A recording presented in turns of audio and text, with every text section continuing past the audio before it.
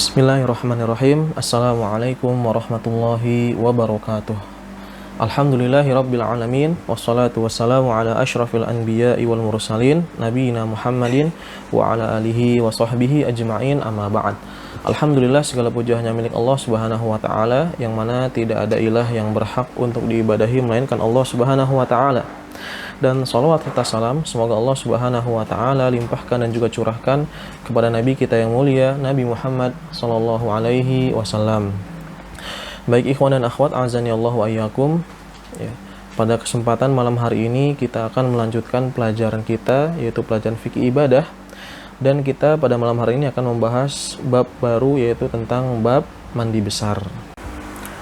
Baik, kita mulai pembahasan yang pertama, yaitu tentang pengertian dari mandi besar.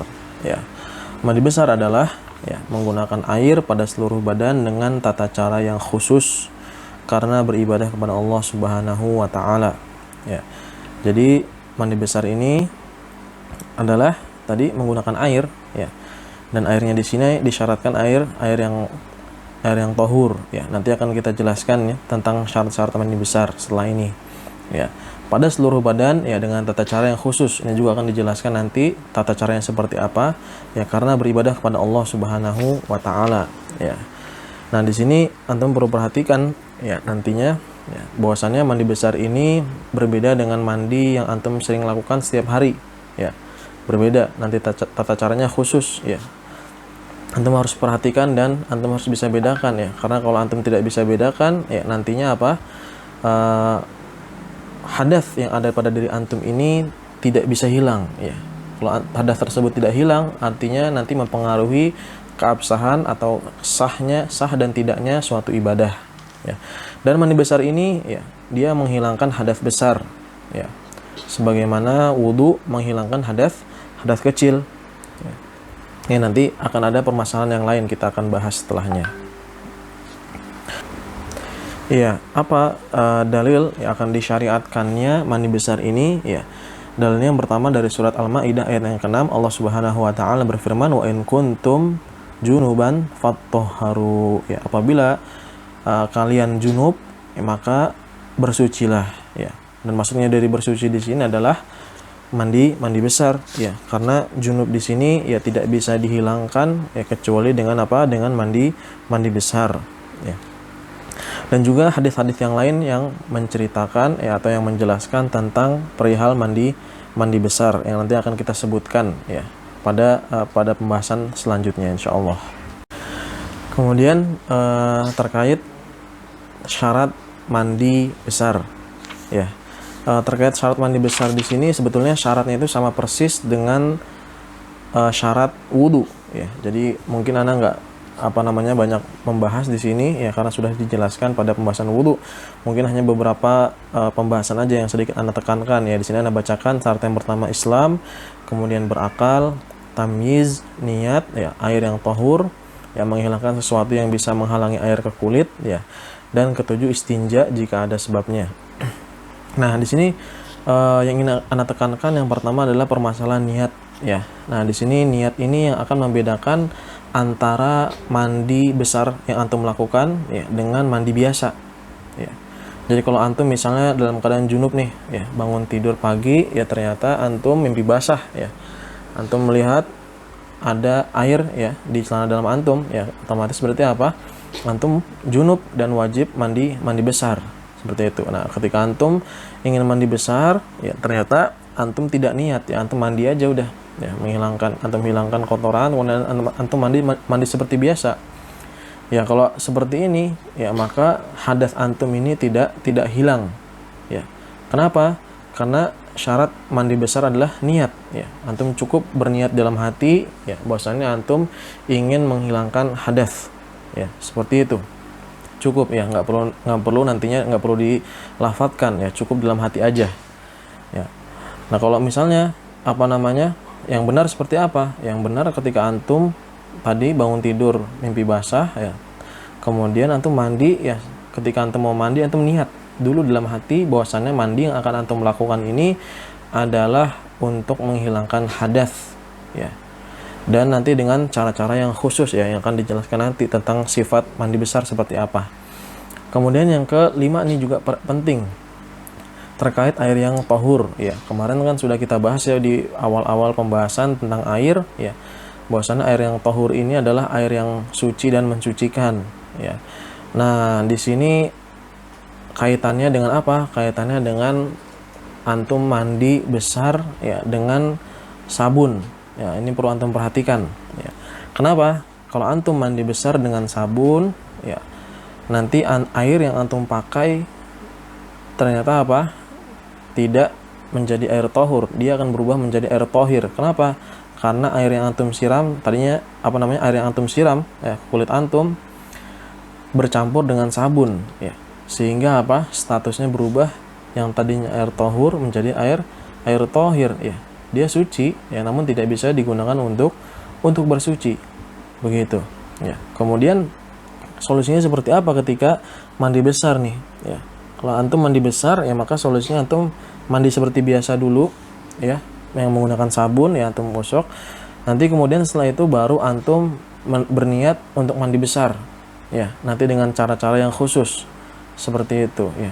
Jadi jangan digabungkan ketika antum mandi besar ini antum menggunakan sabun atau sampo ya, nanti karena apa? Karena ini berkaitan dengan syarat mandi yang kelima ini, yaitu air tohur ya. Kalau antum pakai sabun, nanti air yang antum siram ke tubuh antum statusnya berubah ya, yang tadinya air tohur menjadi air tohir, seperti itu.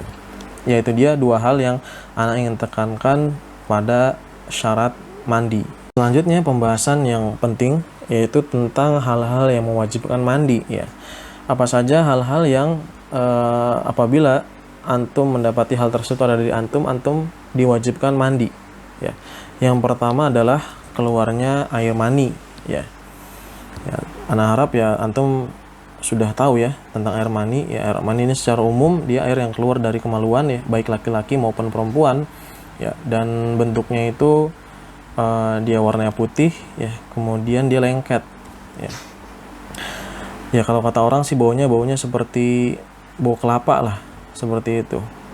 Ya Allah alam ya, lebih tepatnya baunya seperti apa. Intinya dia airnya putih ya, kemudian dia lengket. Nah ini ketika seorang keluarnya mani ya, maka diwajibkan untuknya mandi. Namun di sini disyaratkan ya, keluarnya itu harus dengan cara muncrat ya, dan juga merasa nikmat ya, baik dari laki-laki maupun perempuan ya. Jadi kalau airnya tersebut ya keluar dengan cara muncrat ya, dan juga ada terasa rasa nikmat seperti itu, maka dia diwajibkan mandi. Adapun kalau misalnya dia tidak muncrat atau tidak terasa nikmat, misalnya seperti orang yang keluarnya mani karena sakit ya, nah ini terjadi ya seperti ini ya, orang yang sakit kemudian dia nggak ngerasa apa-apa ya, dan juga nggak ada muncratan, tiba-tiba keluar mandinya ya, maka hal tersebut tidak mewajibkan baginya mandi. Nah termasuk dalam hal ini juga ya, maksudnya dalam yang masuk ke dalam hal yang mewajibkan mandi juga adalah orang yang mimpi basah di sini ya. Orang yang mimpi basah ya, walaupun dia tidak merasa nikmat ya ketika keluarnya ya, maka dia dimasukkan ke dalam hal ini ya, karena dalilnya jelas ya, yang sebagaimana yang disebutkan dalam hadis riwayat Abu Dawud ya. Nabi SAW berkata kepada Ali radhiyallahu anhu ya, dalil ini tentang disyaratkannya air mani yang keluar harus muncrat ya. Di sini Nabi SAW bersabda, idza fadukhta al-ma'a faghtasil ya, apabila engkau mengeluarkan memuncratkan air maka mandilah ya. Dan juga firman Allah Ta'ala, wa in kuntum junuban fattahharu, yang tadi sudah disebutkan apabila kalian junub maka bersucilah ya. Adapun tadi dalil tentang mimpi basah ya, dia diwajibkan mandi walaupun dia tidak terasa nikmat, adalah hadis ya yang diriwayatkan dari Imam Muslim ya, dari seorang sahabat yang mulia ya, seorang sahabiat ya, dia bertanya kepada Rasulullah SAW, hal 'alal mar'ati ghuslun idza talamat apakah wajib bagi seorang perempuan itu mandi apabila dia mimpi basah? Qala na'am idza ra'atil ma', ya. Kata Nabi SAW, iya, apabila dia melihat air. Jadi kalau antum merasa mimpi basah ya pada malam hari, kemudian antum melihat sana dalam antum ada airnya, ya, itu air mani, maka ketika itu juga wajib mandi, ya, walaupun tadi tidak terasa nikmat, begitu. Kemudian, nah ini yang pertama ya. Kemudian di sini terkait keluarnya mani, di sini juga ada pembahasan sedikit ya, keluar dari tema. Ya, bagaimana tentang hukum onani? Ya, ini penting sekali ya. Tentunya hukum onani ini diharamkan, ya, tidak boleh, ya, kecuali dalam apa namanya onani baik laki-laki ya, ataupun perempuan ya. Kalau perempuan biasanya disebut dengan masturbasi, ini juga tidak boleh ya, kecuali memang apa namanya ini dilakukan oleh pasangan kita gitu. Jadi kalau antum sudah menikah ya, kemudian ya yang melakukan ya, yang menggosok-gosok itu kepada kemaluan itu pasangan kita, maka itu diperbolehkan ya. Adapun kalau kita melakukan hal itu sendiri ya sampai air maninya keluar ya, maka itu perbuatannya haram ya. Walaupun tetap ya itu mewajibkan kita untuk mandi besar ya. Ya, mohon diperhatikan baik-baik permasalahan tersebut ya. Kemudian hal-hal yang mewajibkan mandi yang kedua adalah bertemunya dua kemaluan. Ya, bertemunya dua kemaluan walaupun belum keluar, ya, maksudnya belum keluar mani. Seperti itu. Jadi kalau ada suami istri dia berhubungan, ya, sebatas masuknya kemaluan suami kepada kemaluan istri, maka hal tersebut sudah mewajibkan mandi walaupun ya air maninya tersebut tidak keluar. Begitu ya. Walaupun air maninya tersebut tidak keluar. Ya. Dan ini berdasarkan hadis yang sahih yang diriwayatkan dari Imam Muslim. Rasulullah SAW bersabda, "Idza jalasa baina syu'abihal arba'," apabila seorang sudah duduk ya, atau duduk di atas 4 anggota badannya ya. Maksudnya seorang suami berada di 4 anggota badannya istri, yaitu 2 kaki dan 2 paha ya. Wa massal khitanul khitana ya. Kemudian khitan maksudnya kemaluan laki-laki bersemu dengan khitan ya, kemaluan perempuan, wajabal gusla, maka telah wajib mandi ya. Jadi ini terkait hubungan suami istri ya. Jadi sebatas bertemunya, masuknya kemaluan laki-laki kepada kemaluan perempuan ya, walaupun tidak keluar maninya ya, dan walaupun hanya sedikit yang masuk, itu sudah langsung mewajibkan mandi. Kemudian hal yang mewajibkan mandi yang lainnya adalah, mandi besar yang lain adalah masuk Islamnya orang kafir ya. Jadi kalau orang kafir masuk Islam, maka dia wajib mandi ya, berdasarkan hadis yang sahih yang diriwayatkan dari Abu Daud dan Nasa'i dan juga Tirmidzi, bahwasannya Nabi SAW ya dikisahkan memerintahkan kepada Qais bin Asim ya, hina aslam an yaghtasil. Jadi Nabi SAW memerintahkan Qais bin Asim ya, ketika dia masuk Islam diperintahkan untuk mandi besar ya. Sehingga kalau ada orang yang masuk Islam ya, ada mu'alaf, dia masuk Islam, maka ketika itu dia diwajibkan untuk bermandi. Kemudian yang keempat adalah inqita'u damil haid wan nifas ya, berhentinya darah haid dan nifas ya. Ini khusus buat perempuan ya. Kalau dia sudah berhenti darah haidnya dan juga nifasnya, maka wajib bagi dia mandi. Nanti terkait haid dan nifas ini kita ada pembahasan khusus ya.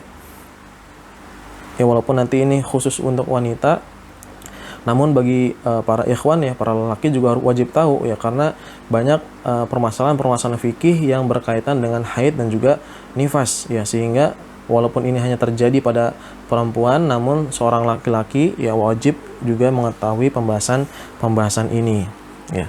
Ya, apa dalilnya bahwasannya berhentinya darah haid dan nifas ini mewajibkan mandi ya? Hadis yang diriwayatkan dari Imam Bukhari dan Muslim dari Aisyah radhiyallahu anha, bahwasan Nabi SAW berkata kepada Fatimah binti Abi Hubaish ya, "Idza aqbaltil haidata fada'is shalah," ya, apabila ya haid mendatangimu maka tinggalkanlah salat ya. "Wa idza adbarti faghtasili wa shalli," apabila haid itu pergi ya, maka mandilah dan salatlah ya. Jadi di sini lihat Nabi SAW bersabda, "Wa idza adbarti ya faghtasili," ya, apabila haid itu meninggalkanmu, ya maka mandilah, ya, wasalli, kemudian sholatlah, ya. Sehingga bagi para wanita ini perlu diperhatikan, apalagi mereka setiap bulan ya haid, ya maka harus memperhatikan bagaimana tata cara mandi besar, ya. Dan ketika setelah berhenti darah haid, maka dia harus segera langsung mandi besar, ya. Dan juga dia menunaikan kewajibannya, ya. Kalau misalnya dia berhenti ketika waktu asar, ya maka dia segera mandi besar, ya, kemudian dia menunaikan sholat asar, karena ketika dia sudah berhenti darah haidnya, maka ketika itu juga dia sudah wajib untuk sholat, ya. Dan kemudian juga nifas, ini juga nifas, ya.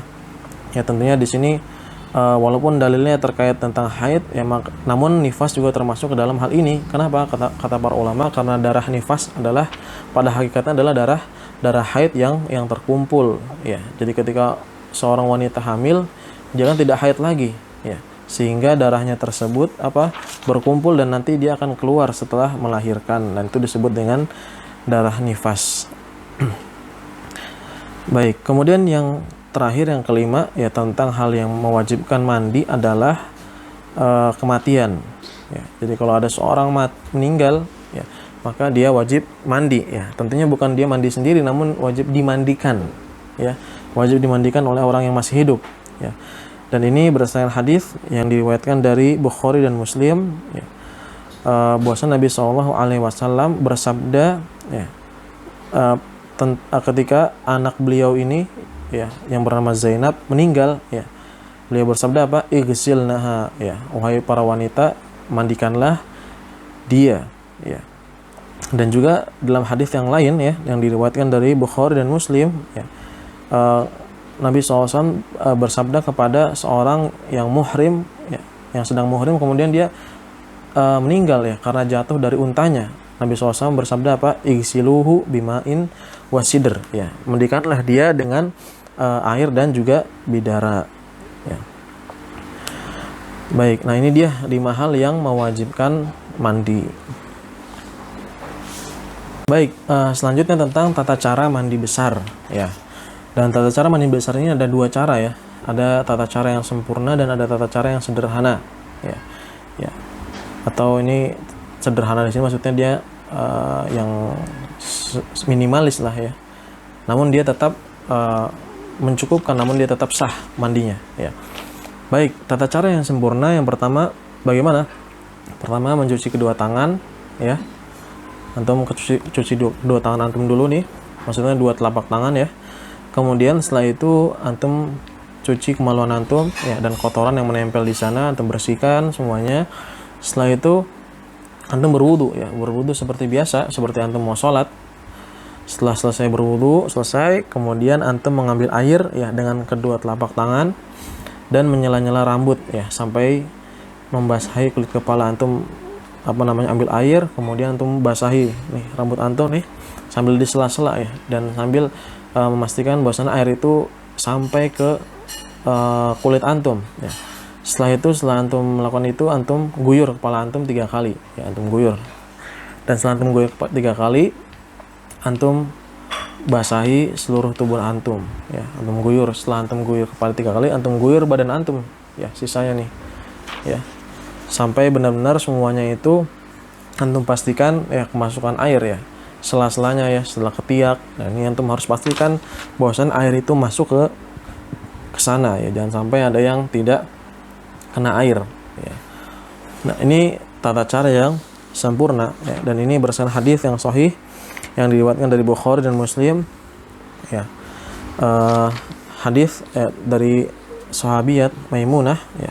Beliau berkata, ya, wadu'a Rasulullah SAW wadu al-janabah, bahwasanya Nabi SAW meletakkan, ya, air untuk janabah, untuk mandi besar, ya. Fa'afragha ala yadayhi, ya, faghasalahuma marrataini aw thalatha. Kemudian Nabi SAW menuangkan kepada tangannya, kedua telapak tangannya ini, dan menggosoknya dan mencucinya 2 kali atau 3 kali, ya. Tsumma tamadmad, kemudian berkumur-kumur, wastansyak, kemudian istinsyak, ya, memasukkan air ke dalam hidung, wa ghasala wajhahu, ya, kemudian mencuci wajahnya, ya, wa dhira'aihi, dan tangannya sampai sikut, ya. Tsumma afadhal ma'a ala ra'sihi, kemudian mengguyurkan air ke kepalanya. Tsumma ghasala jasadahu, kemudian mencuci seluruh badannya, mengguyur air ke seluruh badannya. Fa ataituhu bil mindili falam yaruddaha, ya. Kemudian aku pun yang memberikan handuk, ya, kepada Nabi SAW, falam yaruddaha, dan Nabi SAW pun tidak menolaknya. Waja'ala yanfudul ma'a biyadaihi, dan Nabi SAW pun memercikan, ya, air dari tangannya, ya. Jadi untuk mengeringkan badannya seperti itu. Dan kemudian juga dari hadis yang lain, hadis yang diriwayatkan dari Bukhari dan Muslim juga, ya. Dan ini dari hadis Aisyah radhiyallahu anha, beliau berkata, "Tsumma yukhallilu sya'rahu biyadihi." Kemudian Nabi SAW menyela-nyela kepalanya, ya, rambut kepalanya dengan tangannya. Hatta idza dhanna annahu qad rawa basyaratahu, sampai, ya, beliau mengira bahwasannya kulit kepalanya ini sudah basah, ya. Afadhu alaihi al-ma'a thalatha marrat, ya. Kemudian Nabi SAW mengguyur kepalanya ini 3 kali, ya. Tsumma ghasala sa'ira jasadihi, kemudian mencuci seluruh badannya. Nah, ini dia tata cara yang sempurna, ya, atau sifat mandi besar yang sempurna. Ya, adapun tata cara yang sederhana dan ini juga mencukupkan, yaitu apa? Menyeluruhkan air ke badan, ya, dengan diawali niat, ya. Jadi antum misalnya ada di kolam yang sangat besar gitu, ya, atau antum ada di kali, ya, yang cukup dalam, yang bisa antum menyelam di sana, ya. Antum sebelum nyebur, ya, ketika misalnya antum hadas nih, ya, antum dalam keadaan junub, dalam keadaan hadas besar, kemudian antum ingin mandi besar, ya. Nah, ketika itu antum bisa cukup menyelupkan atau menceburkan badan antum ke kolam, ya. Tapi sebelumnya antum niat dulu, ya, bahwasanya antum ingin mandi besar, ya. Ketika antum sudah niat, antum langsung masukkan badan antum, ya, celupkan seluruhnya, tenggelam antum ke dalam air, ya, kemudian antum keluar lagi. Nah, maka itu sudah mencukupkan, ya, ya. Ya, baik, ini dia tata cara mandi besar, ya. Baik, pembahasan selanjutnya terkait mandi besar yang sifatnya sunnah, ya. Kalau tadi yang wajib, ya, sekarang yang sunnah, ya. Kapan saja, ya, antum disunahkan untuk mandi besar di sini. Yang pertama, ya, mandi untuk setiap kali jima atau berhubungan badan. Nah, ini khusus bagi yang sudah menikah, ya, tentunya. Apabila seseorang yang sudah menikah, ya, suami istri, ketika dia sudah melakukan hubungan badan, ya, kemudian dia ingin mengulangi, ya, setelah itu mengulangi lagi, ya, maka ketika itu disunahkan, ya, sebelum dia mengulangi hubungan badannya, untuk mandi terlebih dahulu. Dan ini tidak wajib, ya, sunnah sifatnya, ya. Ini berdasarkan hadis yang sahih, ya, yang diriwayatkan dari Abu Daud dan juga Ibnu Majah, ya, bahwasan Nabi SAW, ya, ini hadis dari Abi Rafi', ya, bahwasan Nabi SAW kana dzata lailatin, ya, bahwasannya pada suatu malam, yaghtasilu inda hadhihi, ya, beliau ini mandi ketika itu, ya, ketika ini, wa inda hadhihi, dan ketika ini. Qala faqultu, ya Rasulullah, ala taj'alhu wahida, ya. Kemudian aku berkata kepada Rasulullah SAW, ya, wahai Rasulullah, ya, tidakkah engkau menjadikan itu satu? Ya, qala hadza azka wa atyabu wa adhar, ya. Ini lebih mensucikan dan lebih baik dan lebih suci, ya. Jadi pada suatu malam Nabi SAW, ya, mandi, ya, ketika di sini, ya, ini maksudnya mengisyaratkan, ya, pada suatu berhubungan badan, ya. Kemudian ketika di sini, ya, ketika di tempat yang lain, karena istri Nabi SAW banyak, ya. Namun ternyata ketika Rasulullah SAW ingin mengulang, ya, hubungan badannya, maka Nabi SAW mandi, dan beliau memberikan alasan ini lebih mensucikan dan lebih baik, ya. Ya, sehingga dari sini para ulama mengambil kesimpulan bahwasannya mandi untuk setiap kali jima atau berhubungan badan bagi suami istri ini hukumnya sunnah. Kemudian di antara mandi besar yang sunnah yang lain adalah mandi untuk sholat Jumat, ya. Ini biasanya untuk laki-laki, ya. Jadi kalau antum, ya, ingin mandi untuk sholat Jumat, ya, maka antum harus disunahkan untuk mandi terlebih dahulu, ya, dengan tata cara yang tadi sudah dijelaskan, ya. Dan ini berdasarkan hadis yang sahih yang diriwayatkan dari Bukhari, bahwasanya Nabi SAW bersabda, "Idza jaa ahadukumul jumu'ah falyaghtasil." Apabila salah seorang kalian mendatangi sholat Jumat, maka hendaklah dia mandi terlebih dahulu, ya. Dan kata para ulama, ini hukumnya sunnahnya itu sangat ditekankan sekali, ya, sangat ditekankan sekali, ya. Bahkan sebagian ulama ada yang memasukkan ke dalam kategori mandi wajib, ya, mandi Jumat ini adalah mandi yang wajib sifatnya. Baik, kemudian mandi sunnah yang lain adalah mandi untuk sholat pada hari raya, ya. Ya tentunya ini dalilnya sama dengan sholat Jumat, ya.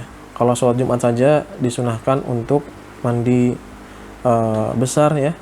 Begitu juga untuk hari raya, ya. Karena hari Jumat inilah hari raya kita setiap minggunya, dan sedangkan hari raya Idul Fitri dan Idul Adha adalah hari raya untuk orang Islam pada setiap tahunnya. Kemudian yang keempat, ya, mandi untuk ihram dan juga umroh dan haji, ya. Ihram haji dan umroh. Jadi kalau antum, ya, melaksanakan haji dan umroh, ya, ketika hendak ihram, ya, hendak ihram itu antum berniat untuk melakukan haji dan umroh, ya. Ihram itu berniat untuk melakukan haji dan umroh, ya. Kemudian antum memakai pakaian ihram dan pakaian ihram, ya. Maka antum ketika itu disunnahkan untuk mandi besar terlebih dahulu, ya. Dan ini berdasarkan perbuatan Nabi SAW, ya, bahwasanya beliau ketika hendak ihram maka beliau mandi terlebih dahulu. Kemudian mandi sunnah yang kelima adalah mandi karena memandikan mayit, ya. Ya, kalau ada di antara antum, ya, memandikan, ya, misalnya ada keluarga antum meninggal, kemudian antum ikut memandikan mayit, ya. Tentunya yang memandikan mayit di sini adalah orang yang bersentuhan langsung dengan mayit tersebut, ya. Kalau antum misalnya ikut memandikan mayit, namun antum hanya menyiramkan air aja, ya, biasanya kan gitu kan, ada yang bagian mandiin, ada yang bagian nyiram. Nah, kalau nyiram ini tidak termasuk ke dalam memandikan mayit, ya. Yang dimaksud memandikan mayit adalah orang yang langsung bersentuhan dengan mayit tersebut, ya, yang dia menggosok kulit mayit seperti itu. Maka disunahkan bagi orang tersebut untuk mandi besar setelah itu. Ini berdasarkan hadis yang sahih yang diriwayatkan dari Ibnu Majah, ya, bahwasanya Nabi SAW bersabda, "Man ghassala mayitan falyaghtasil." Ya, barang siapa yang memandikan mayit, ya, atau orang yang sudah meninggal ini, falyaghtasil, ya, maka hendaklah dia mandi, ya. Baik, inilah 5 hal yang termasuk ke dalam mandi sunnah. Pembahasan terakhir yang bisa Anda bahas pada kesempatan kali ini yaitu tentang hal-hal yang dilarang bagi orang yang junub, ya. Apa saja hal-hal yang dilarang bagi orang yang junub, ya. Perhatikan, ya, junub ini adalah orang yang berhadas besar, ya. Yang tadi disebutkan di awal, hal-hal yang mewajibkan mandi itu adalah orang-orang yang junub, ya. Ketika orang-orang tersebut, ya, seperti tadi keluar mani, atau wanita yang haid dan juga nifas, ya, atau seorang setelah berhubungan badan, maka dia disebut junub, ya. Maka dia tidak boleh melakukan hal-hal berikut, ya. Apa saja? Yang pertama, tidak boleh dia berdiam diri di masjid, ya, kecuali dia hanya lewat saja, ya. Maka dia nggak boleh berdiam diri di masjid, ya. Dan ini berdasarkan firman Allah Ta'ala, ya, dalam surat An-Nisa ayat yang ke-43, Allah Subhanahu wa Ta'ala berfirman, "Wala junuban illa 'abiri sabilin hatta taghtasilu." Ya. Dan juga tidak boleh bagi orang junub, ya, berdiam diri di masjid kecuali dia hanya lewat saja, ya, sampai dia mandi. Kalau dia sudah mandi, maka dia diperbolehkan untuk berdiam diri di masjid, ya. Namun kata para ulama, ya, boleh bagi orang junub ini berdiam diri di masjid, ya, namun dengan syarat dia berwudu, ya. Jadi kalau misalnya seorang wanita nih, dia junub dan dia ingin berdiam diri di masjid, maka dia disunahkan, ya, untuk atau dia diwajibkan untuk wudu dulu, ya, supaya dia boleh untuk berdiam diri di masjid, ya. Dan ini berdasarkan riwayat yang dijelaskan bahwasanya para sahabat, ya, dahulu di zaman Nabi SAW, ya, melakukan hal tersebut, ya. Kenapa? Ya, karena wudu ini meringankan hadas, ya, walaupun tadi tidak mengangkat hadas besar tersebut, namun dia hanya meringankan saja, ya, sehingga diperbolehkan kata para ulama untuk berdiam diri di masjid dengan syarat dia berwudu terlebih dahulu. Kemudian yang kedua adalah memegang mushaf. Ini juga dilarang ya bagi orang yang junub ya untuk memegang mushaf ya. Jelas ya kemarin kalau hadas kecil saja tidak boleh, apalagi hadas besar ya. Dan ini berdasarkan firman Allah Ta'ala dalam surat Al-Waqi'ah ayat yang ke-76.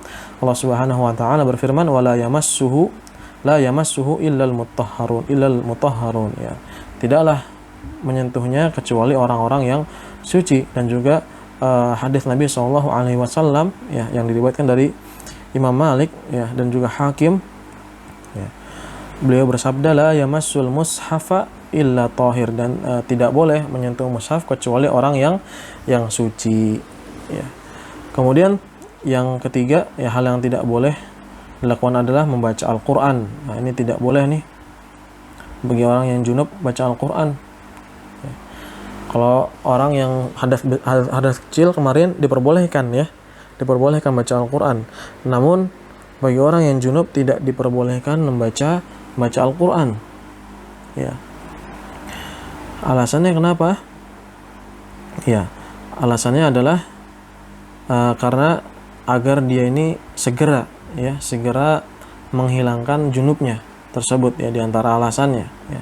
Dan juga berdasarkan hadis yang sahih ya yang diriwayatkan dari Ahmad, dan Ibnu Majah dan Tirmidzi ya, Rasulullah SAW ya dahulu la yamna'uhu min qiraatil Qur'ani syai'un illal janabah. Bahwasanya Nabi SAW itu tidak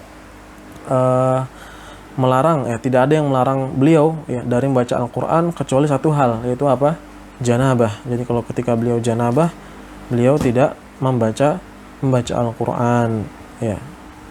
Dan di antara hikmahnya tadi ya, agar orang yang junub itu segera dia untuk mandi besar untuk menghilangkan junubnya, sehingga setelah itu dia bisa membaca Al-Qur'an kembali ya.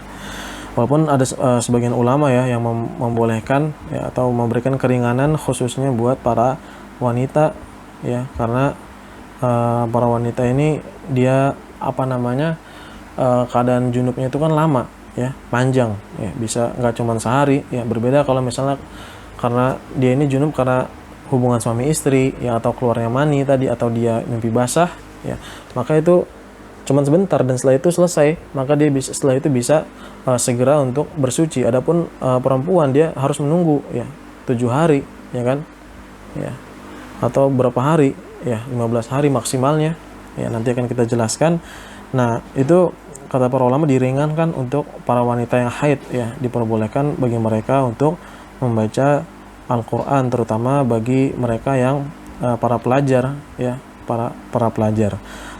Nah, kemudian diharamkan juga ya, atau tidak diperbolehkan ketika junub sholat ya, dan juga tawaf. Dan ini jelas ya, kalau wudu ketika dia hadas kecil ya, tidak berwudu saja tidak boleh sholat dan tawaf ya, apalagi di sini hadasnya besar ya. Ya baik, selesai sudah ya di sini pembahasan pada kesempatan kali ini. Ya baik, alhamdulillah selesai sudah pembahasan yang bisa Anda jelaskan pada kesempatan kali ini ya. Semoga penjelasan yang singkat ini ya, bisa antum pahami dan juga bisa antum amalkan ya. Ana akhiri dengan bacaan kafaratul majlis. Subhanakallahumma bihamdik asyhadu an la ilaha illa anta astaghfiruka wa atubu ilaik. Ya silakan ditanyakan apabila ada hal-hal yang belum difahami. Wassallallahu ala nabiyyina Muhammad wa ala alihi washabihi wasallam. Assalamualaikum warahmatullahi wabarakatuh.